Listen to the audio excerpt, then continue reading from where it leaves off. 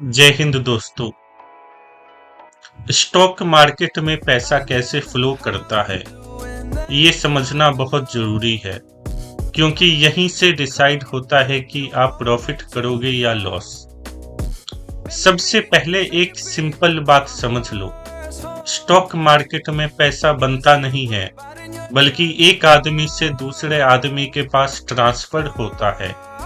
अगर आपने कोई शेयर 100 रुपए में खरीदा और बाद में 120 में बेच दिया, तो जो 20 रुपए का प्रॉफिट आपने कमाया है वो किसी नए बायर के पास से आया है। मतलब किसी का प्रॉफिट किसी और के कॉस्ट पे होता है। अब सवाल आता है कि शेयर का प्राइस ऊपर और नीचे क्यों होता है। इसका बेसिक रीजन है डिमांड और सप्लाई। जब किसी स्टॉक को खरीदने वाले ज्यादा होते हैं और बेचने वाले कम, तो प्राइस ऊपर चला जाता है, और जब बेचने वाले ज्यादा हो जाएं और खरीदने वाले कम, तो प्राइस नीचे गिर जाता है।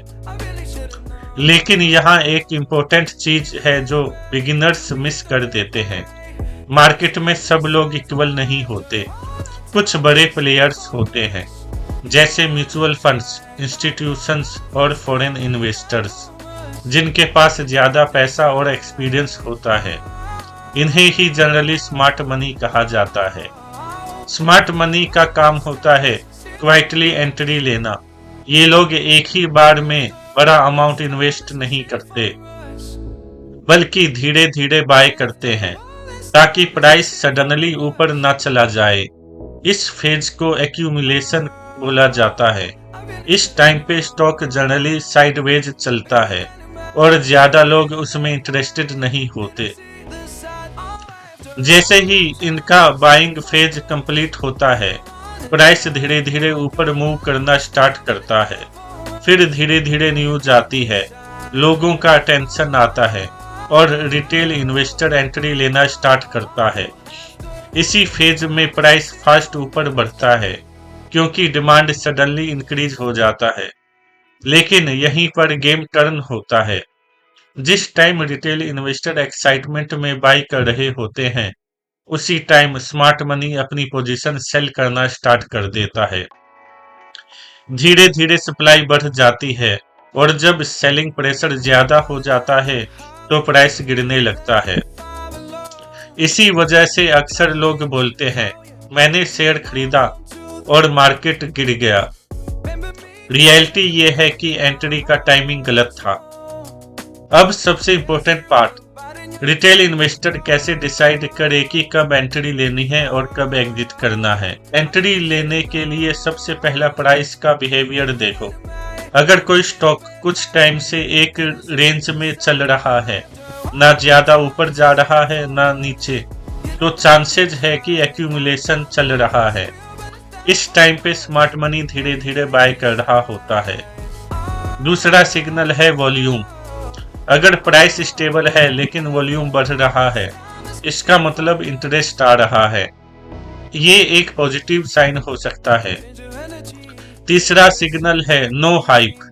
अगर कोई स्टॉक न्यूज में नहीं है, लोग उसकी बात नहीं कर रहे, तो चांसेस है कि अभी लेट एंट्री नहीं हुई है।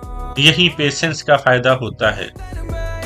सिंपल रूल याद रखो, जब सब चुप हो तब ऑब्जर्व करो, और जब सब चिल्लाए तब वेट करो। अब एग्जिट की बात करते हैं। एग्जिट के लिए भी कुछ क्लियर सिग्नल्स होते हैं। अगर स्टॉक सडनली फास्ट ऊपर जा रहा है बिना किसी स्ट्रॉन्ग रीजन के, तो कॉशियस हो जाओ।